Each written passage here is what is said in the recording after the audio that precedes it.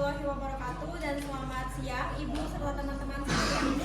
Waalaikumsalam warahmatullahi wabarakatuh. Siang, luar biasa, tetap semangat. Jadi pada kesempatan kali ini kami akan mempresentasikan hasil dari diskusi kami mengenai jika kami jadi presiden maka kebijakan apa yang akan kami lakukan. Tapi sebelum dari itu, izinkan kami untuk memperkenalkan diri. Sebelumnya perkenalkan, nama saya Mulaya Zahra, absen 35. Perkenalkan diri, nama saya Rudi Semawardani, saya absen dari 28, kami dari kelompok 11. Jadi masuk kepada kebijakan, yang dimana kebijakan pertama akan membahas pada aspek kesehatan dan Saya akan membahas aspek pendidikan. masuk kebijakan pertama aspek kesehatan. Jadi kami akan membuat yang namanya Universal Health Coverage atau yang disingkat dengan UHC. Nah, UHC ini kalau di Indo itu sama aja kayak dengan JKN, Jaminan Kesehatan Nasional, yang dimana konsepnya itu setiap individu tuh berhak mendapatkan akses atau layanan kesehatan yang baik. Bayangkan aja kalau misalnya UHC ini sebagai payung besar kesehatan kita, otomatis payung kan pasti melindungi kan. Jadi maksudnya tuh kayak setiap masyarakat, setiap individu tuh berhak untuk berobat dimanapun dia mau, terus juga kayak mengakses layanan kesehatan itu juga dengan baik tanpa memikirkan biaya yang lebih, tanpa memikirkan biaya yang keluar banyak gitu.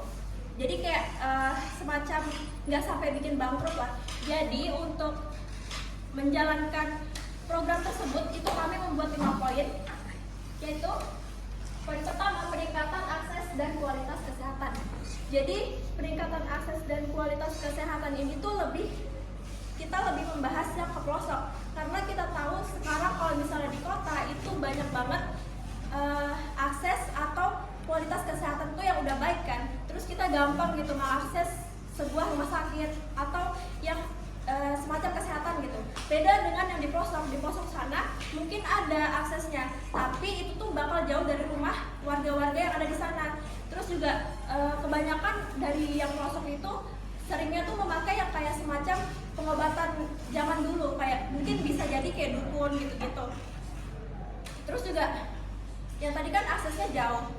Kalau misalnya mereka dalam keadaan darurat, itu kan pasti kayak butuh waktu untuk jalan ke rumah sakit. Jadi kayak misalnya mereka udah darurat banget, tapi aksesnya jauh, jadi kurang bisa memadai lah. Jadi makanya kami ingin membuat peningkatan akses dan kualitas kesehatan. Lalu yang kedua itu mengoptimalkan BPJS Kesehatan, yang dimana BPJS Kesehatan kita tahu kalau misalnya itu tuh udah lama program dari pemerintah kan. Tapi maksud kami di sini tuh untuk lebih mengoptimalkan lagi supaya BPJS itu tuh bisa semua masyarakat tuh untuk mendapatkan layanan yang baik dari BPJS. Karena ada satu cerita yang ini tuh terjadi di Bangka Belitung, yang dimana itu tuh sebuah keluarga, anaknya ini mendaftarkan orang tuanya karena pada malamnya itu tiba-tiba ngedrop gitu, kritis lah. Terus pihak rumah sakit tuh bilang kalau misalnya malam itu ruang ICU itu kosong, sedangkan anaknya ini tuh mendaftarkan orang tuanya tuh menggunakan BPJS. Terus pas udah paginya, itu udah dari malam ya, paginya baru karena udah ngedrop banget baru mau dimasukin ke ruangan ICU, sedangkan anaknya tuh tahu ternyata semalaman itu ruang ICU tuh ada yang kosong. Jadi kayak nggak ada, maksudnya bisa dimasukin orang gitu. Jadi kita bisa lihat dari situ bahwa kalau misalnya ada kesenjangan antara orang yang menggunakan BPJS sama orang yang menggunakan uang. Selanjutnya itu memperkuat layanan kesehatan primer. Nah, maksud dari memperkuat layanan kesehatan primer di sini itu kami akan membuat kayak semacam puskesmas yang dimana fungsinya untuk sebagai garda terdepan masyarakat. Jadi kayak kalau misalnya warga-warga yang sakit kayak demam, batuk, pilek itu bisa langsung datang ke puskesmas saja, karena kalau misalnya langsung ke rumah sakit itu kan nanti terjadinya penumpukan pasien yang ada di rumah sakit, sedangkan rumah sakit itu tempatnya orang yang emang penyakitnya tuh lebih gitu, lebih perlu penanganan lebih. Jadi makanya kami membuat kesehatan primer ini semacam puskesmas yang emang dekat sama rumah-rumah warga. Terus yang keempat itu membangun fasilitas kesehatan. Karena tadi ada akses sama layanan sama kualitas kesehatan, tentunya harus punya fasilitas kesehatan yang baik juga. Jadi kayak ada kan kadang rumah sakit tuh yang punya akses bagus, terus dokternya juga bagus, tapi alat-alat di situ tuh tidak memadai. Jadi kadang ada orang yang sakit tapi dipindahkan rumah sakitnya dan itu tuh memakan waktu yang lama gitu, sedangkan orang ini udah kritis. Jadi kami tuh ingin membangun fasilitas kesehatan itu secara baik lagi lah gitu. Terus yang kelima, program beasiswa dan insentif. Untuk kita bisa punya akses sama fasilitas kesehatan, pastinya di dalamnya tuh ada dokter kan, kayak tenaga medisnya gitu. Jadi kami membuat program beasiswa atau insentif ini sebagai kayak penghargaan kepada para medis yang emang udah mau meluangkan waktunya untuk datang ke pelosok. Karena kan kita tahu kalau misalnya kota sama pelosok tuh jauh berbeda. Apalagi kalau misalnya di pelosok itu pasti kayak aksesnya tuh jalanan sulit, terus internet juga nggak ada. Terus kayak yang saya tahu itu jarang ada dokter yang mau ke sana, padahal di sana tuh ada kayak aksesnya gitu, rumah sakitnya, tapi kurangnya tenaga medis gitu. Oke, next. Nah, kita mau ngomongin faktanya kesehatan yang ada di Indonesia. Yang pertama, tuh kalau pasien cepat sembuh, siapa yang bayar tagihan rumah sakit? Jadi tuh ini tuh semacam kayak kita dibuat ketergantungan sama obat, yang dimana kita beli obat nih, kita sakit, kita beli obat, terus obat tersebut kita minum untuk kita sembuh. Tapi pas kita udah sembuh, kita tuh pasti melakukan kegiatan-kegiatan kayak mungkin orang yang bekerja ya bekerja gitu kan, untuk mendapatkan uang kembali. Tapi karena hal itu, pas kita udah lelah dalam bekerja, pastinya nanti akan menimbulkan sakit lagi, dan itu tuh kayak secara nggak langsung dipelihara gitu loh alur tersebut. Jadi kayak kita nanti semacam dibuat kesehatan itu sebagai bisnis gitu. Yang kedua, dokternya banyak yang tulus, tapi mereka juga dikunci sistem. Obat dari korporat, rumah sakit dimodalin investor. Ini bukan soal nyawa, tapi soal cash flow. Cash flow itu kayak semacam keluar masuknya duit. Jadi kayak nanti ada masuknya duit sama keluarnya duit, itu tuh semacam balik lagi dibisniskan tadi. Terus saya ada satu video yang dimana video ini tuh kalau kamu apa ya? Dimana video ini tuh bilang kalau misalnya kesehatan itu kan, kita tahu kalau kesehatan itu merupakan hak kita sebagai manusia ya. Tapi di sini video itu bilang kalau misalnya hak itu akan dijadikan layanan, dan layanan tersebut akan dijadikan bisnis. Jadi kalian boleh nonton dulu.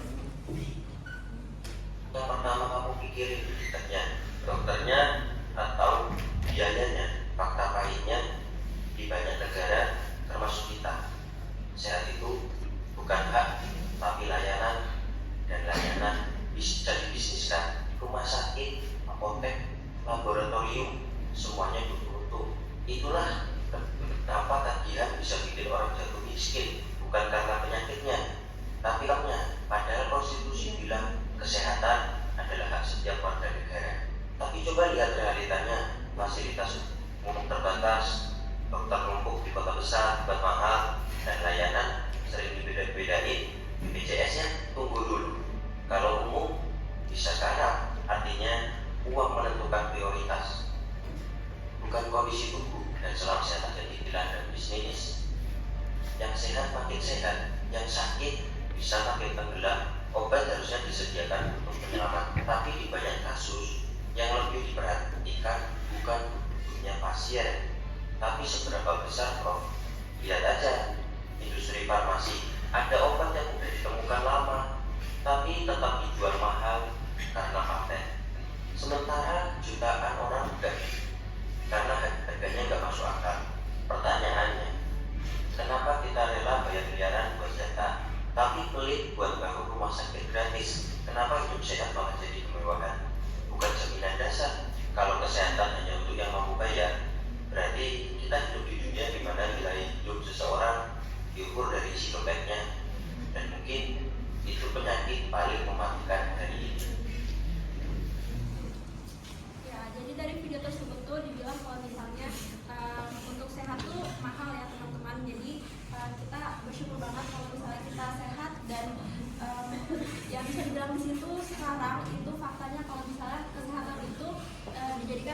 bisnis. Lanjut.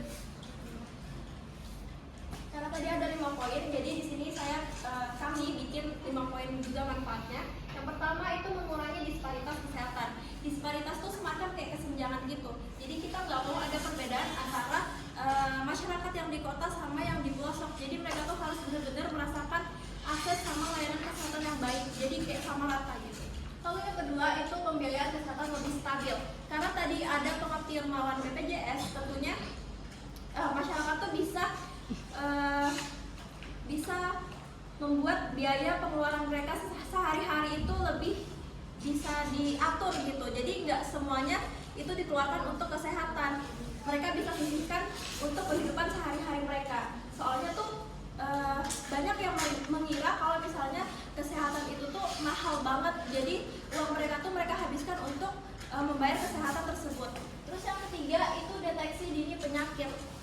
Dengan adanya pembangunan puskesmas tadi, kita bisa datang dan mengetahui penyakit kita, tapi itu tuh dalam hal yang emang bisa disembuhkan gitu. Tapi kalau emang puskesmas, para medis yang ada di puskesmas ini bilang kalau misalnya butuh penanganan lebih, pasti akan dibantu untuk lanjut ke rumah sakit. Tapi maksudnya tuh di sini deteksi dini penyakit supaya bisa langsung sembuh dari puskesmas aja, nggak langsung numpuk di rumah sakit gitu.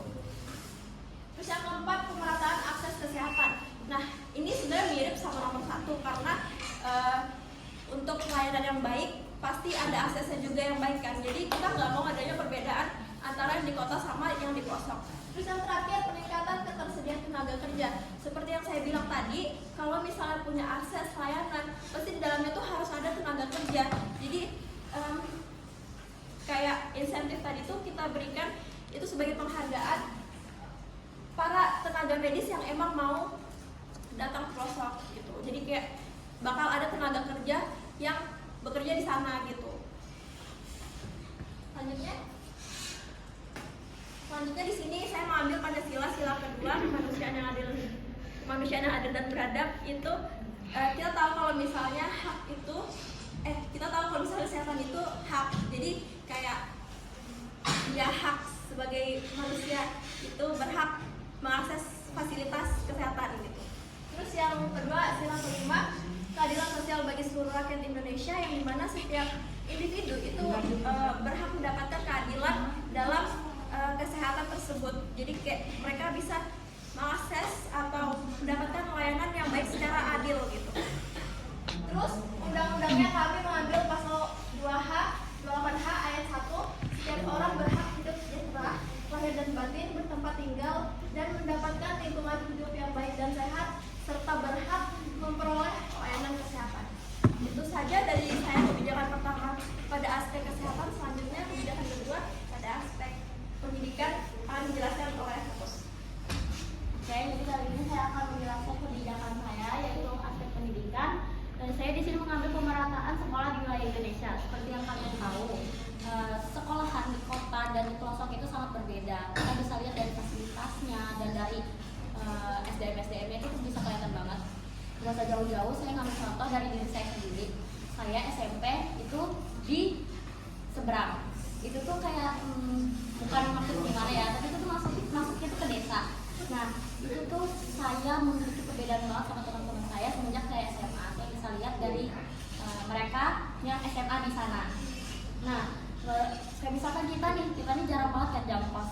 Nah, tapi di sana tuh mereka sering banget jam kos. Jadi kayak mereka tuh bahkan sehari itu kadang bisa nggak belajar cuma gara-gara gurunya malas masuk. Sedangkan kita guru selalu masuk kan. Nah, itu beda banget. Terus tuh yang kedua, kita tuh bisa lihat dari cara pemikiran kita. Nah, kadang tuh mereka tuh beda banget pemikirannya sama kita. Dimana kalau misalkan kita lagi bahas tentang sesuatu yang mungkin mereka anggap malu atau gimana, padahal itu menurut kita edukasi. Sepertinya seks kayak gitu. Kita kan menganggapnya itu edukasi, tapi mereka tuh masih tabu hal-hal kayak gitu tuh, mereka masih kayak ketawain, mereka malu. Padahal kan itu buat diri kita sendiri kayak gitu, edukasi. Terus tuh juga bisa dilihat dari cara kita misalkan mempunyai masalah. Nggak perlu sih kita kali-kali kelahi udah besar kan, malu banget kelahi kayak gitu. Tapi mereka tuh masih sering banget kayak, ayo udah kita kelahi di mana? Itu malu-maluin banget. Sedangkan kalau kita misalkan kita kayak gitu, kita lebih punya pikiran buat kayak udahlah selesaiin aja baik-baik, nggak perlu dikelahiin kayak anak kecil gitu. Terus tuh dari tujuan saya di situ merata sekolah di wilayah Indonesia itu yang pertama mendapatkan hak pendidikan yang layak. Kita itu mempunyai hak untuk mendapatkan pendidikan yang layak. Jadi saya ingin meratakan pendidikan di Indonesia seperti di pelosok maupun di kota. Di pelosok tuh kalian bisa tahu kalau misalkan biasanya fasilitasnya mereka tuh nggak memadai. Terus tuh gurunya tuh kadang kurang semangat untuk mengajar kayak gitu. Itu tuh beda banget. Terus tuh juga yang kedua ada mewujudkan pendidikan yang merata. Di sini tuh maksudnya tuh sekolah-sekolahnya tuh merata. Kadang di pelosok itu kita cuma ada misalkan satu SMP atau satu SD. Itu tuh jadinya gabung semua kan. Bahkan kadang tenaga kerjanya atau gurunya itu tuh kadang kurang. Mereka kadang lebih mencari guru, tapi guru-guru tuh rata-rata ngajar banyak yang ngajar di kota kayak gitu. Terus tuh mendapatkan fasilitas pendidikan yang layak. Di sini tuh seperti nih, kita dapat meja bagus, kita punya AC, kita nggak kepanasan. Tapi di sana biasanya mereka pakai kipas. Terus tuh meja-meja mereka tuh kadang udah meja yang jelek, yang udah kayak nggak pantas untuk dipakai gitu. Terus tuh hal ini tuh berkaitan dengan HAM, yaitu hak asasi manusia, karena itu merupakan hak kita untuk mendapatkan pendidikan yang layak, mendapatkan fasilitas, karena itu merupakan kewajiban dari negara untuk memberikan hak kepada kita. Terus selanjutnya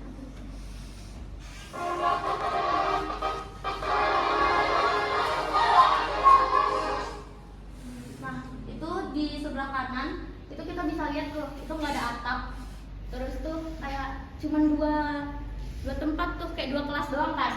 Nah itu tuh dari gempa Lombok 2018. Itu kasihan banget tuh kalian lihat kalau itu misalnya kepanasan. Terus kalau hujan kita aja nah itu dari pintunya.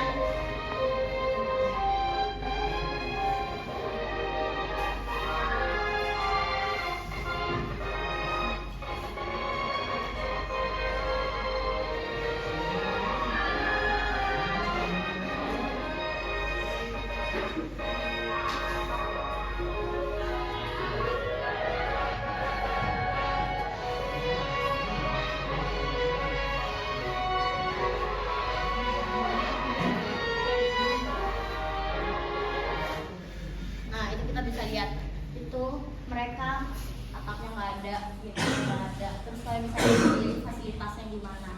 Malu nggak sih kita yang di kota udah dikasih fasilitas enak, ada AC, mejanya bagus, terus papan tulisnya ada. Itu tuh kayak maksudnya, tapi rata-rata anak-anak di kota tuh lebih kayak nggak usah sekolah, malas, bolos kali ya, gitu. Padahal mereka tapi yang di desa padahal pengen banget punya pendidikan yang layak juga kayak kita. Tapi mereka tetap mau belajar padahal fasilitasnya kayak gitu. Terus itu yang kedua ada di NTT. Itu kalian bisa lihat itu bawahnya bebatuan. Terus tembok-temboknya itu kayak dari kayu tuh gimana itu? Kayak bambu. Karena itu hujan bisa masuk ke situ. Nah.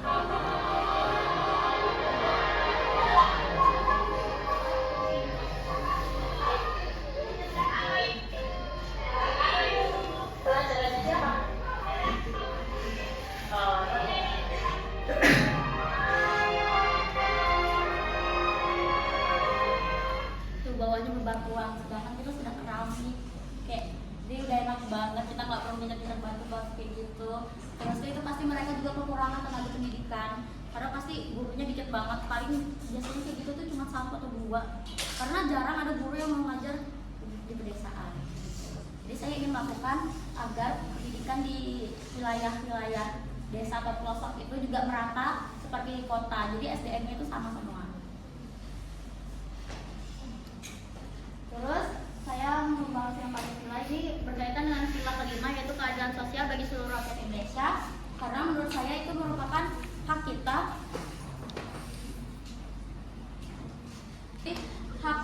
sebagai warga negara, karena kita itu berhak mendapatkan pendidikan yang layak.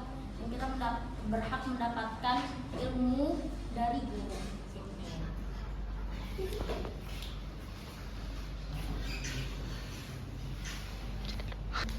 Jadi saya mengambil undang-undang yaitu pasal 28C ayat 1 dan 2, di mana setiap orang berhak mengembangkan diri melalui pemenuhan kebutuhan dasarnya, berhak mendapat pendidikan dan memperoleh manfaat dari ilmu pengetahuan dan teknologi. Terus setiap warga negara wajib mengikuti pendidikan dasar dan pemerintah wajib membiayainya.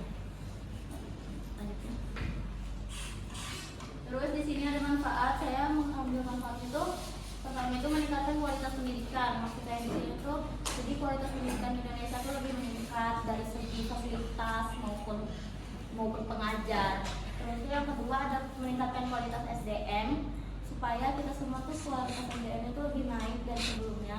Apalagi di pedesaan tuh pasti mereka berbeda jauh dengan kita yang di kota, karena mereka tidak mendapatkan fasilitas pendidikan yang layak dan baik. Terus yang ketiga itu mengurangi kesenjangan sosial. Saya ingin mengurangi kesenjangan sosial dari kota maupun pelosok, karena menurut saya harusnya yang di pelosok juga mendapatkan hak yang sama seperti kita dan mendapatkan pemerataan pendidikan yang layak seperti kita juga.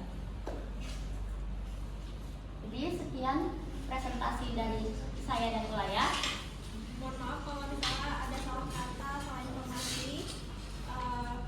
Dari teman-teman sekalian ada yang ingin ditanyakan? Oke, nggak ada. Baik, saya tutup. Terima kasih. Wassalamualaikum warahmatullahi wabarakatuh dan selamat siang Ibu dan teman-teman sekalian. Waalaikumsalam warahmatullahi wabarakatuh. Siang, luar biasa